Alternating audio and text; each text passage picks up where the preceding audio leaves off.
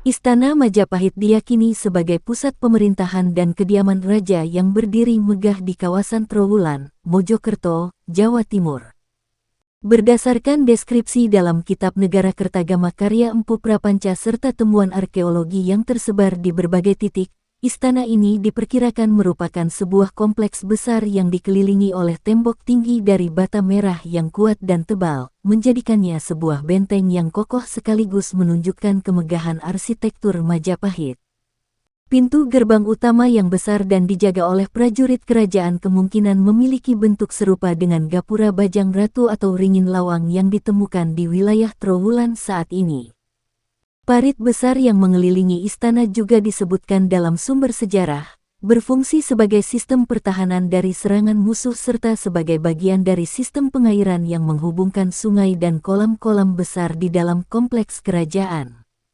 Setelah melewati gerbang utama, terdapat sebuah halaman luas yang digunakan sebagai tempat berkumpulnya para pembesar kerajaan, utusan dari daerah taklukan, serta para prajurit yang berjaga, dengan jalan setapak berlapis batu dan tanah yang tertata rapi mengarah langsung ke pendopo besar.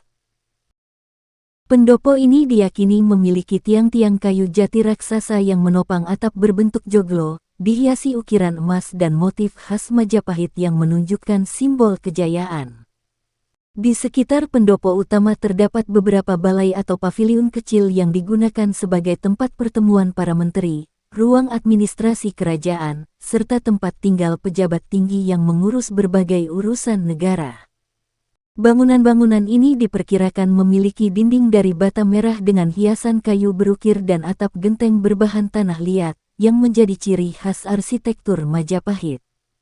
Tidak jauh dari pendopo utama, terdapat area khusus yang menjadi tempat tinggal raja dan keluarga kerajaan, terdiri dari beberapa bangunan dengan ukiran-ukiran indah serta ruang-ruang yang diperuntukkan bagi permaisuri, selir, dan putra mahkota. Bagian ini kemungkinan memiliki lebih banyak ornamen emas, perunggu, serta kain-kain berwarna merah dan emas yang menandakan status tinggi penghuninya. Di dalam kompleks istana juga terdapat taman-taman luas dengan berbagai jenis pohon, bunga, serta kolam-kolam besar yang digunakan untuk rekreasi keluarga kerajaan maupun sebagai bagian dari sistem pengairan istana.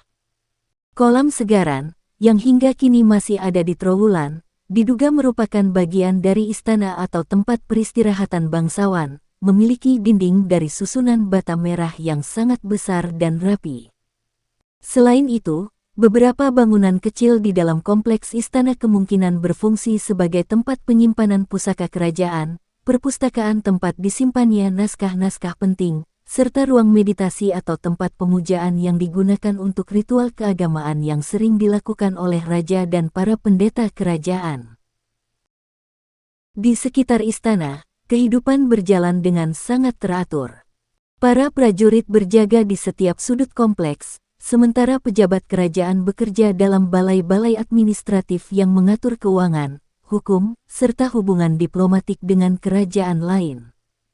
Para utusan dari berbagai wilayah yang berada di bawah kekuasaan Majapahit sering datang membawa upeti berupa emas, kain sutra, rempah-rempah, dan hasil bumi sebagai tanda penghormatan kepada raja.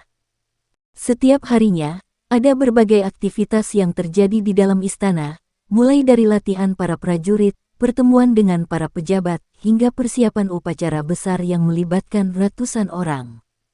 Pada saat upacara atau perayaan kerajaan, istana berubah menjadi pusat kegiatan megah dengan suara gamelan yang menggema di seluruh kompleks, penari-penari kerajaan yang menampilkan pertunjukan di pendopo, serta jamuan besar yang diadakan di aula utama.